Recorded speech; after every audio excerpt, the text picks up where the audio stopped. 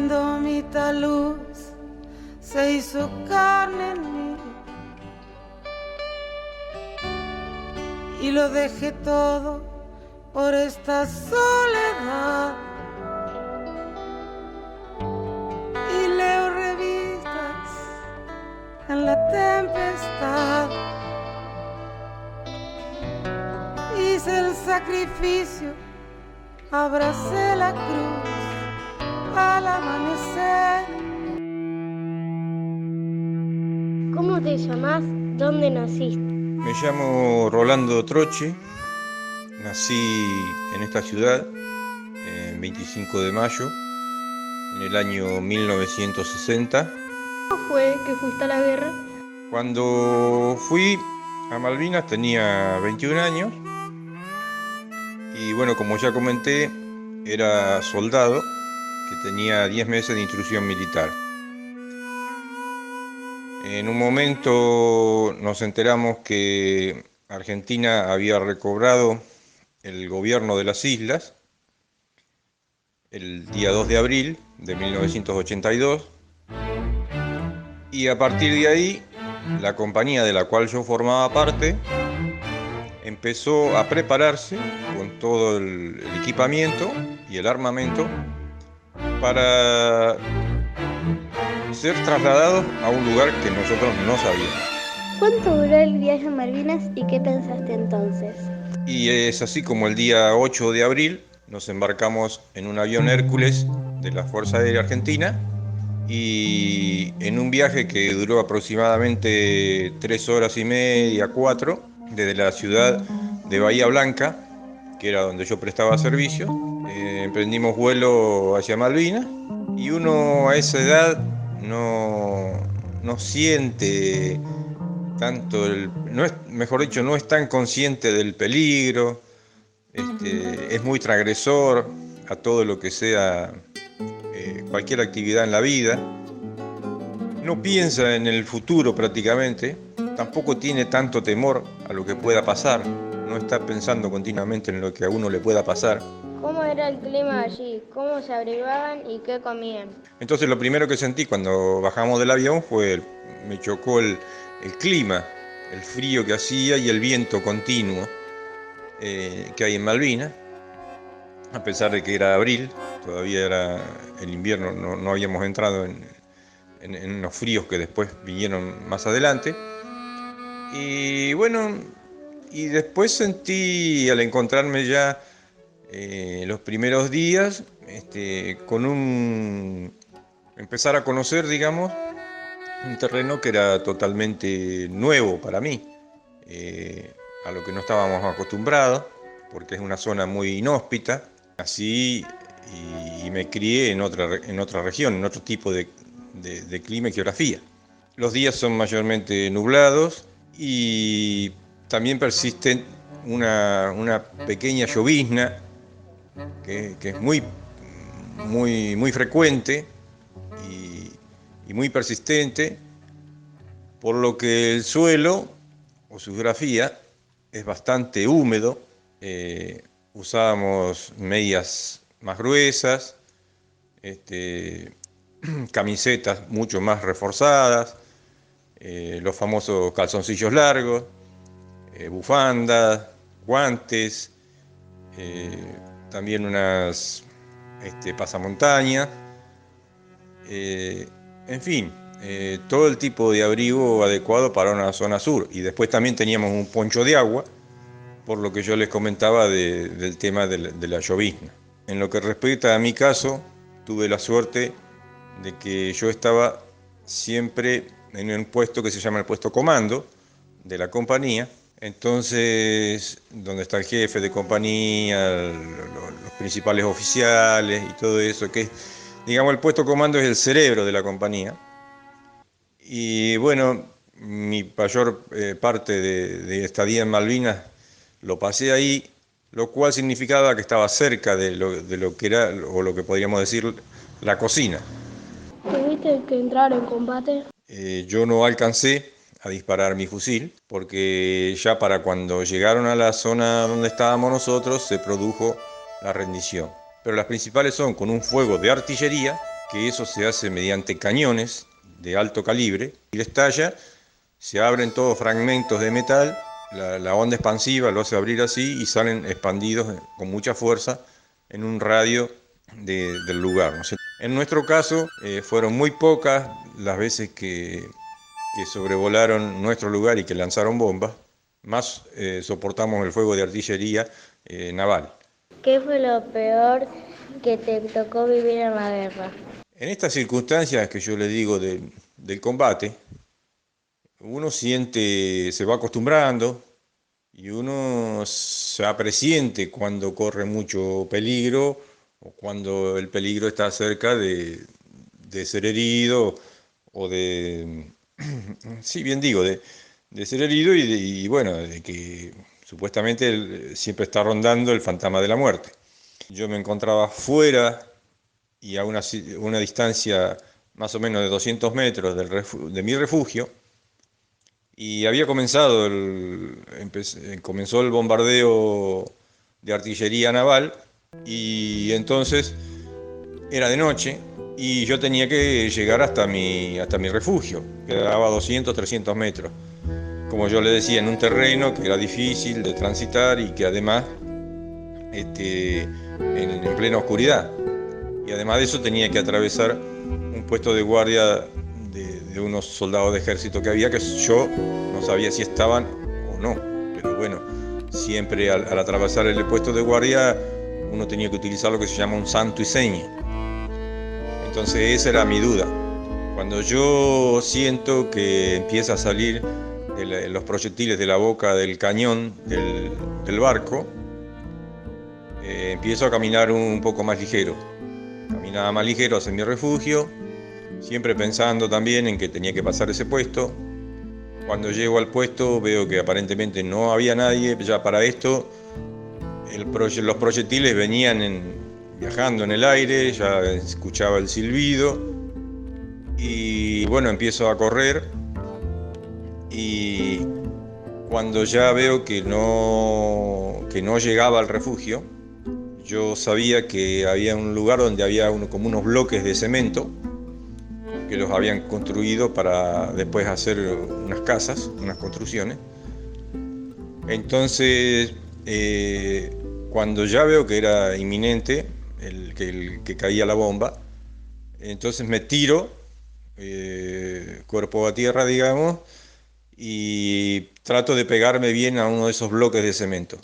Y en eso, bueno, empiezan a estallar las bombas, ahí en el aire, todo esto pasa en fracciones de segundo, pero pierdo el casco, cuando caigo, mi fusil había quedado enredado en uno de mis brazos, pero lo primero que busco, trato de manotear es el casco, porque obviamente me iba a proteger mi cabeza, y entonces trato de pegarme lo más posible al bloque de cemento, y me acurruqué ahí, y hasta que pasó la ráfaga de bombas, que son aproximadamente 10, 12 o 15 bombas.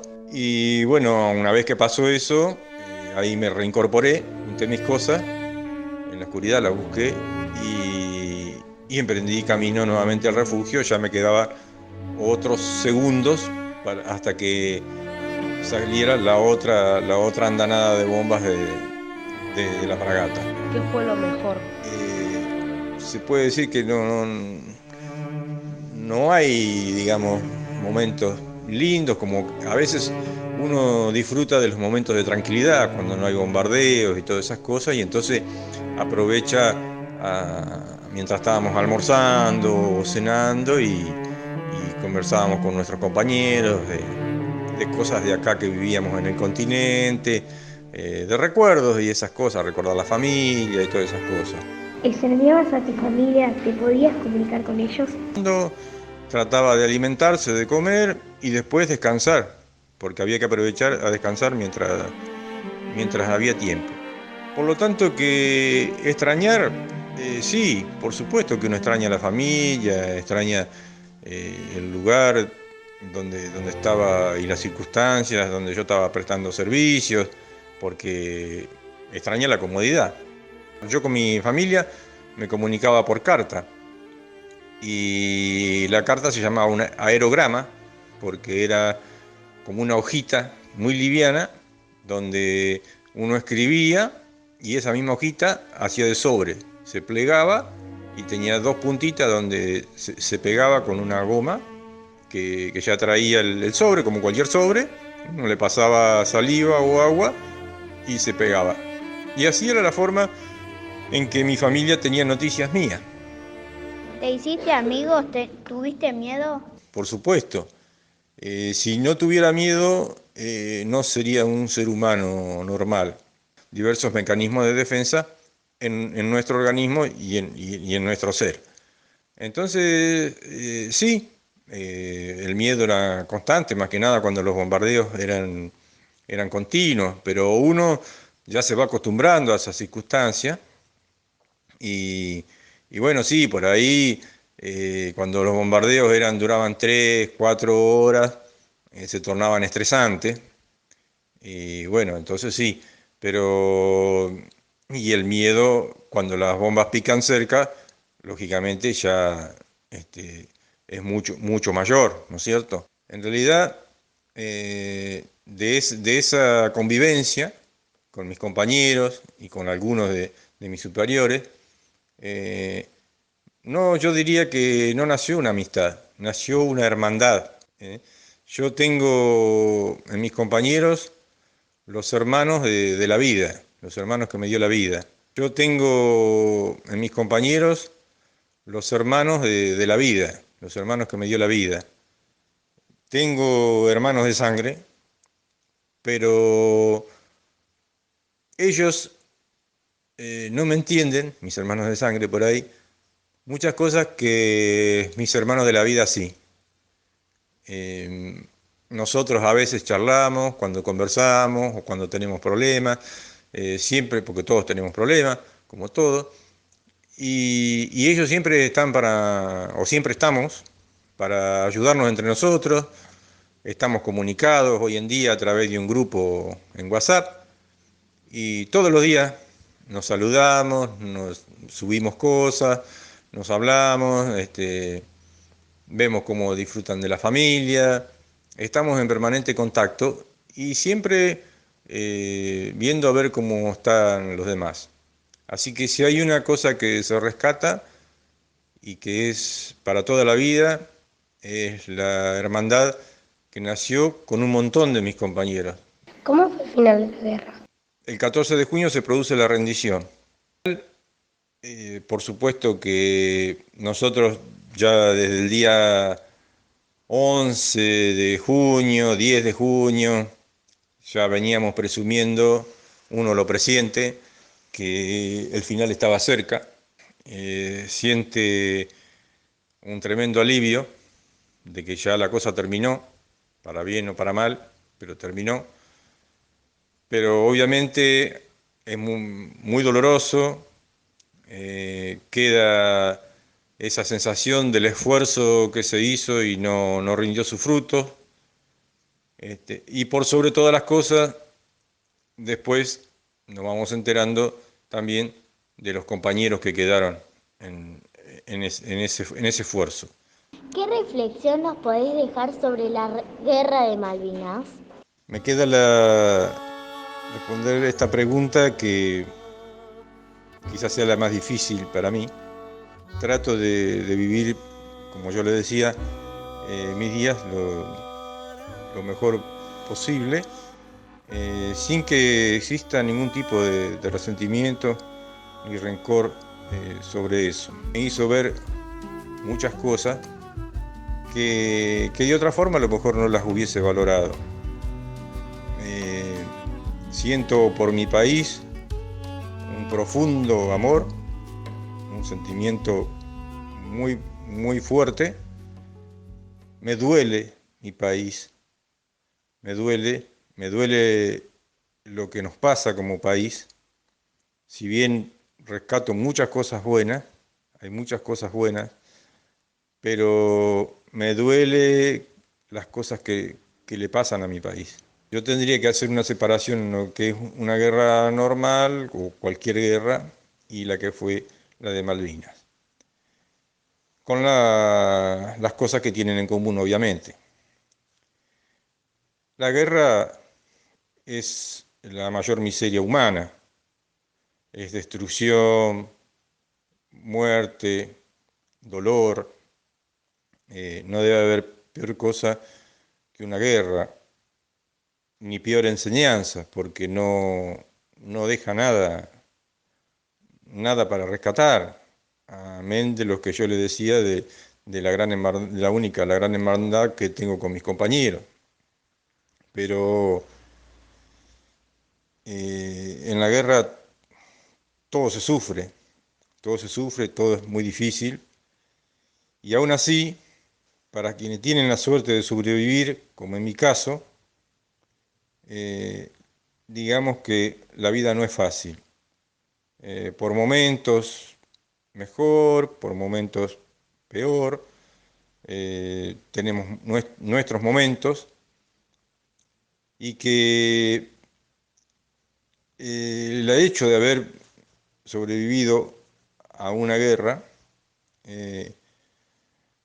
lleva también nos hace llevar una mochila, una gran mochila que es un peso, que es el de nuestros compañeros que quedaron para que nosotros pudiéramos regresar, y nuestra calidad de vida muchas veces no es la de cualquier persona normal. ¿Por qué? Porque obviamente hemos pasado por un trauma, y seguramente otra persona, cualquier persona que pase por un trauma, como yo podría haber nombrado un accidente automovilístico, o un accidente en el trabajo, o una enfermedad, seguramente también le cambia la vida.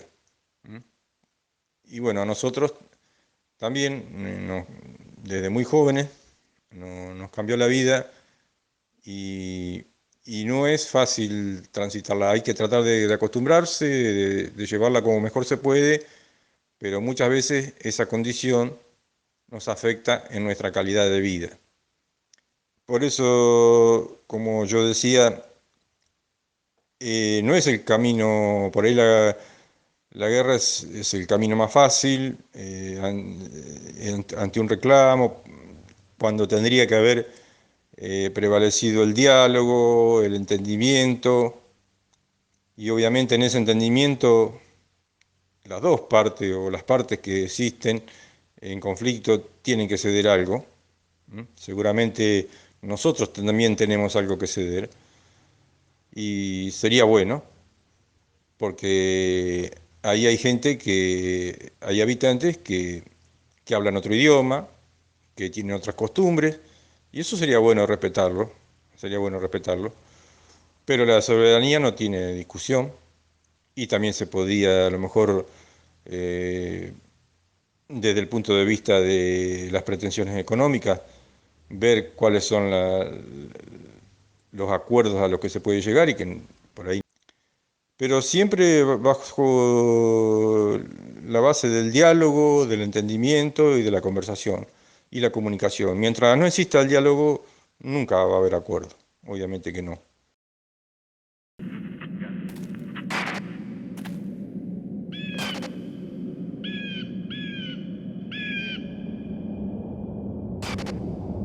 Querían que comiéramos de las miguitas del olvido.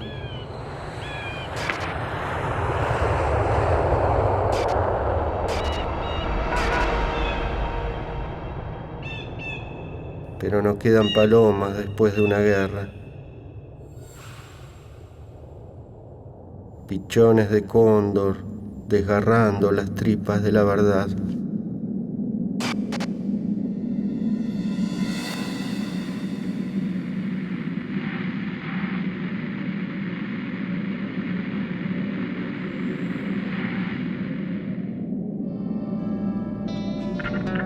Hice el sacrificio, abracé la cruz al amanecer. Rezo, rezo, rezo por vos, rezo por vos. Rezo, rezo por vos.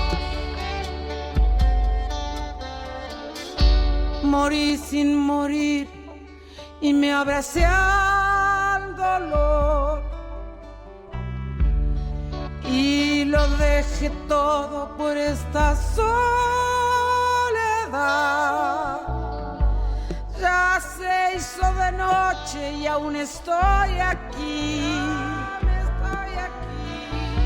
Mi cuerpo se cae, solo veo la cruz al amanecer.